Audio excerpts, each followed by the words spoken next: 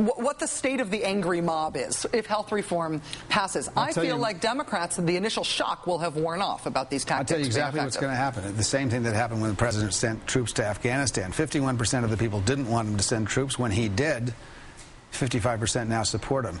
The big difference here is in the last 4 weeks, President Obama is back. He started with the Republican Senate. He has been leading this country for the last 4 weeks vigorously, standing up for what he believes in.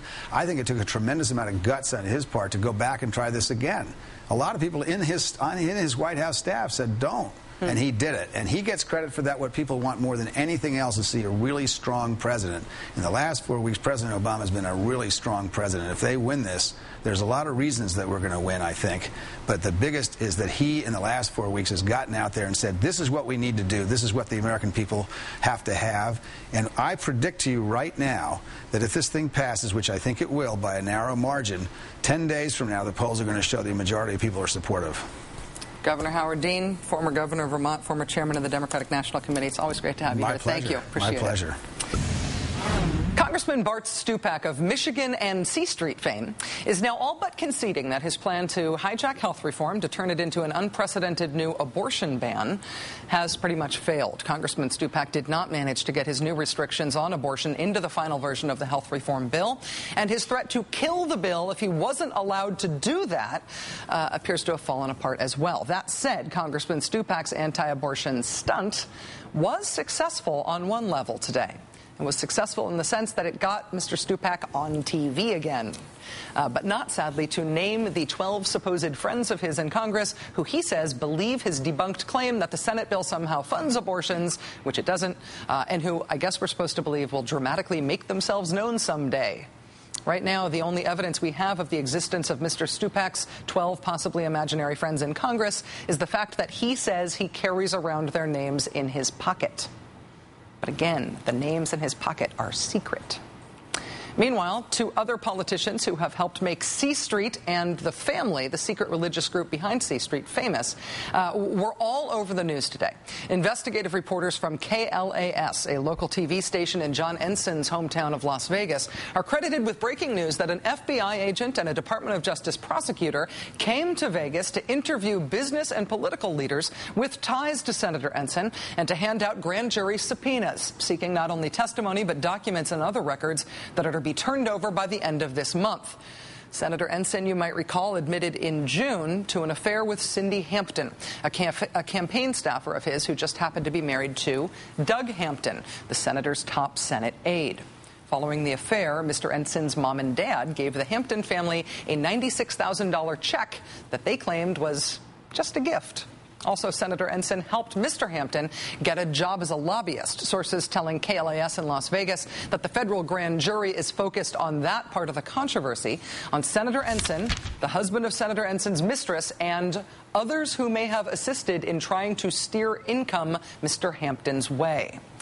Politico today reported that the National Republican Senatorial Committee was one of the organizations that's been subpoenaed in connection with the Ensign scandal. Keep a close eye on that one. Talking Points memo reports today that Senator Ensign's own office just won't say one way or another whether the senator's own offices have also received subpoenas. Anyone thinking the John Ensign scandal was over and it was returning to politics as usual, oh no, it's apparently just getting going.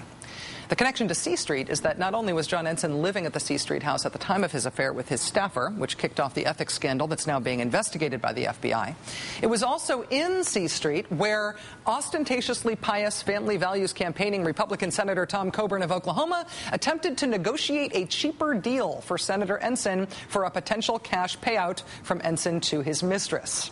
C Street was also the scene, of course, of negotiations and counseling in South Carolina Governor Mark Sanford's extramarital affair. Governor Sanford went public with his affair just about a week after Senator Ensign went forward with his, following the governor's famous 5-day disappearance when he told some of his staff he'd be hiking the Appalachian Trail. Actually, he was having an affair in Argentina. That led to a number of state ethics inquiries, including an impeachment investigation, which led to a formal censure by state lawmakers in South Carolina. But today, Governor Sanford pleaded no contest to 37 charges that he violated ethics laws on campaign spending and travel. Governor Sanford signed a form indicating that he didn't dispute the charges. He agreed to pay $74,000 in fines, and ta-da! He's not stepping down from office. Meanwhile, there are still many unanswered questions about the C Street house itself. Though its connections to the house, C Street House, are well documented, the family has recently denied having anything to do with C Street. When members of Congress who live there write out their rent checks, we still want to know who they're writing those checks to. If they are, as reported, paying well below market rent, who's subsidizing their rent? And if that's happening, that would be a blatant violation of the congressional gift ban. How are they getting away with that? When Melanie Sloan of CREW, Citizens for Responsibility and Ethics in Washington, came on this show last week, she said her organization planned to ask for a congressional investigation into exactly those questions. We talked to the folks at CREW tonight. They say they are working on a formal complaint, and they plan to file that complaint with the House Ethics Committee very, very soon. Joining us now is Reverend Dr. Welton Gaddy. He's a Baptist minister from Louisiana. He's president of the Interfaith Alliance, and he's my friend. Welton, thanks for coming back on the show. Thanks, Rachel. As you know, I like my religion and my politics separate, as do you. You can't go two steps in politics, though, without combining the two of them. Right. What do you make of Congressman Stupak on this health reform issue of his, saying that he doesn't listen to nuns, he only listens to bishops when it comes to abortion rights? Well, it sounds very much like a male authoritarian point of view, doesn't it? I don't know whether this is all about politics or all about religion. Either way, it doesn't work. It's bad politics, it's bad religion. When a man takes upon himself the authority that lets him tell a woman how she can handle her own body, what she can do and do with it, I get very suspicious about the audacity of that man. Reverend, on the issue of C Street, we have been looking into not only some of the unexplained things and a lot of the secrecy around C Street, but the specific issue of whether or not this religious group is subsidizing the rent for members of Congress. It's an ethics issue, I believe, if that is happening. But there is the larger issue of whether or not C Street should be getting tax exemptions, whether it should be considered a religious organization and get the tax benefits of that. Some pastors in Ohio have challenged that, written to the IRS and asked for an investigation. What's your view on that issue? Rachel, I'm a little surprised that you identify it basically as a religious institution, because I think most of the people who've heard the stories of C Street now think of it as a political institution. It's interesting to me that all three of these stories that you're focusing on right now come out of the same milieu of mixing religion and politics to the point that politics becomes religion and your religion becomes politics. And when you get in that situation and you put yourself in an insulated, isolated, secretive kinds of conversation, and you talk with each other and you build each other up, you begin to think, we've got the truth and nobody else does. And they better listen to us, and if they don't listen to us, they're making a mistake. We know what's right for this country, and we're going to do whatever we have to do to see that this country does right. And so you can't question our politics. You can't accuse us of being illegal. You can't accuse us of being uncivil. We're doing God's work. We're doing what needs to be done in this nation. And when that happens, then you ultimately begin to think you are above the law, you are above regular standards, and you dare anyone to tell you differently. Do you think that's why that's the connection between C Street, as you described it, in terms of being a sort of secretive organization, telling people they're above the law, giving them sort of shelter from the law and from humility.